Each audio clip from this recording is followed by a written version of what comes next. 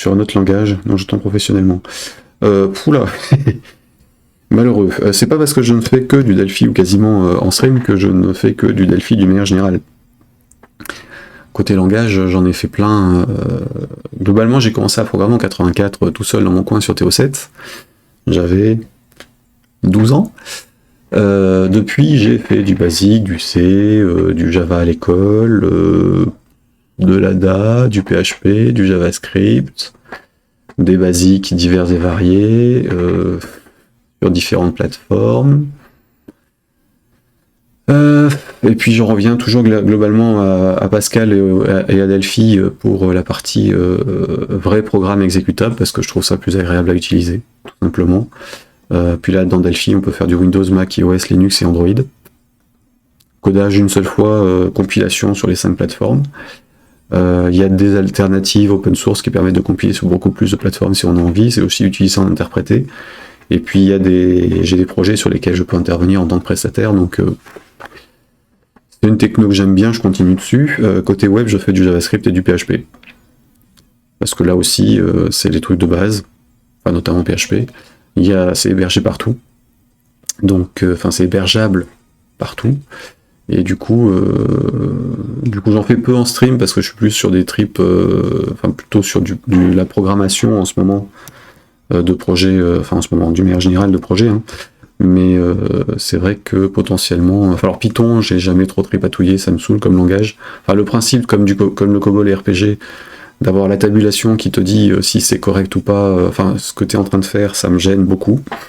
Et ça me chagrine qu'il soit aussi répandu, mais dont acte.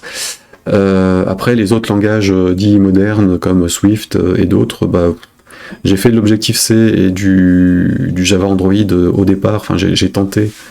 J'ai fait 2-3 trucs, mais ça m'a jamais botté. Et puis à ce moment-là, Delphi a enfin implémenté ce qu'il fallait pour la partie mobile. Donc évidemment, j'ai refoncé dessus, puisque ça correspond tout à fait à ce que j'en ai besoin, à ce que je fais, donc pas besoin de passer sur autre chose. Swift, il faut que je m'y remette cette année. Enfin, j'avais prévu de le faire l'an dernier, et puis là, je pense que j'ai repoussé un petit peu pour faire de l'Apple TV. J'ai des projets dessus, et il faut effectivement que je me remette à Swift, plutôt que je me... que je me remette, parce que j'ai un peu regardé comment ça marche, mais pas réellement, c'est plus les frameworks d'Apple qui sont à mettre à jour.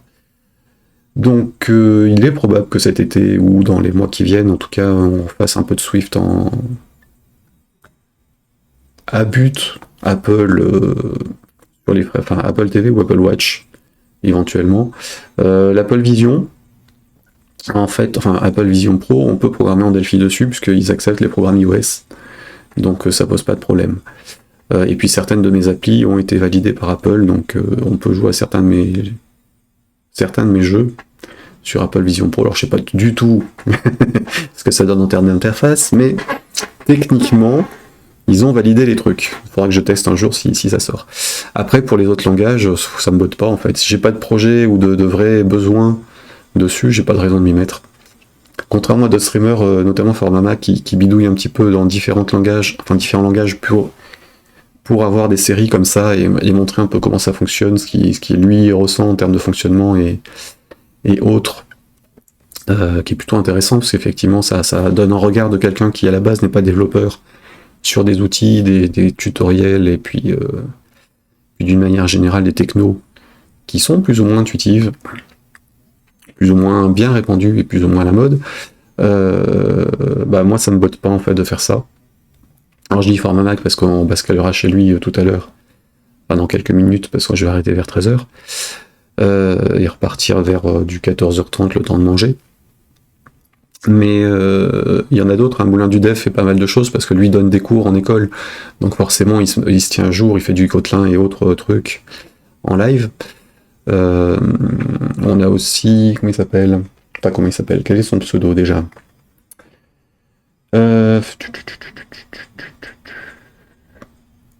Je sais plus, pas grave. Quelqu'un qui fait des tutoriaux pareil pour du web, qui touche un petit peu à tous les frameworks et qui fait des présentations en stream aussi de frameworks. Son pseudo commence en G et je m'en souviens jamais. Graphic Art, je crois, vérifier. Hop, déjà format. Tant qu'à les citer, autant que je les mette. Que je vous les mette. Donc lui il fait la robotique et ouais c'est ça GraphicArt. La robotique et puis enfin de l'électronique, de la programmation. Le samedi après-midi il est sur du Python, donc je reprendrai avant qu'il attaque vraiment Python. Et entre midi et 2 en semaine il fait pas mal de choses aussi sur sa chaîne très variable avec discussions pas mal souvent intéressantes, un peu d'actualité. Donc on a dit Moulin.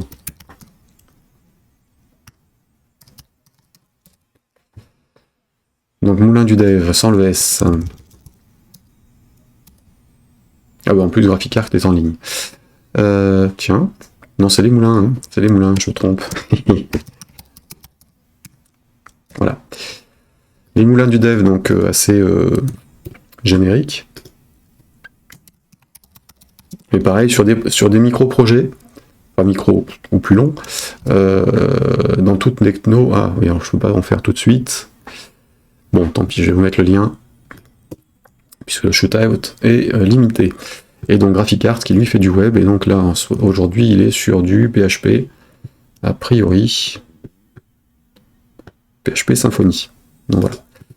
Donc là, pour moi, ce sont les trois qui font des trucs assez intéressants globalement, en ligne, et qu'il faut suivre si vous avez envie de vous mettre à plein de trucs. Après, il y a plein d'autres streamers qui font des sites et autres sur tout type de techno. À la mode ou pas, plus ou moins clean en termes de conseils de je pirate ou pas les trucs, où je pique des données à droite à gauche parce qu'elles existent et puis je tripatouille pour en faire quelque chose que je revends derrière. Mais sur Twitch, il y a pas mal de monde, donc évidemment, j'ai pas envie de me mettre en concurrence avec eux, de toute façon, je suis pas là pour ça. Mais si vous voulez d'autres techno, il y a de quoi faire. Par contre, si vous avez des envies de projets divers et variés, n'hésitez pas à me les soumettre pour que je vois si c'est jouable sur mes streams, sur du Delphi ou du web ou autre chose, et puis éventuellement partir sur autre chose si ça se justifie. Hein. Je suis ouvert aux suggestions. Ça ne veut pas dire que je le ferai, mais je suis ouvert aux suggestions.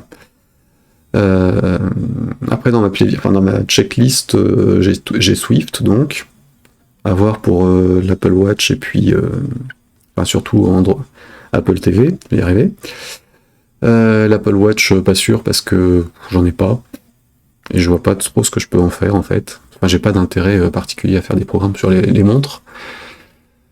Je referai peut-être du C sur l'Arduino à un moment ou un autre cette année, ou l'année prochaine. Enfin, j'ai quelques trucs qui traînent dans mes dossiers à revoir ou à publier en open source, donc ça on verra. Mais en dehors de ça, j'ai pas grand intérêt en fait à regarder d'autres technos en réalité. Je suis un peu flemmard sur ce coup-là. J'ai des projets, je les développe. Si j'ai des besoins par rapport au projet, bah, je le regarde ce qui existe et puis éventuellement je redéveloppe. Enfin, c'est ce que j'ai fait ici pour les librairies client-serveur et puis je le mets en ligne en open source ou pas, selon les cas.